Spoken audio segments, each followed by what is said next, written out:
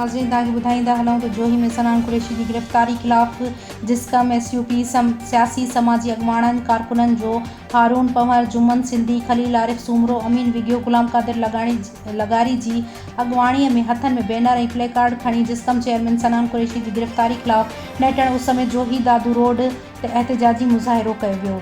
Report Mushtaq Ali रोधनानी मुताबिक़ इन मौक़े ते मुज़ाहिरीन मीडिया सां ॻाल्हाईंदे चयो त बहरिया टाउन सिंध जी ज़मीन ते ठहण कंहिं बि सूरत में न ॾींदासीं। सिंधी क़ौम पंहिंजी ज़मीनुनि जी मालिकी कंदी। सिंध हुकूमत रियाज़ मलिक जी कमदारी कंदे सनान कुरैशी खे गिरफ़्तार कयो आहे।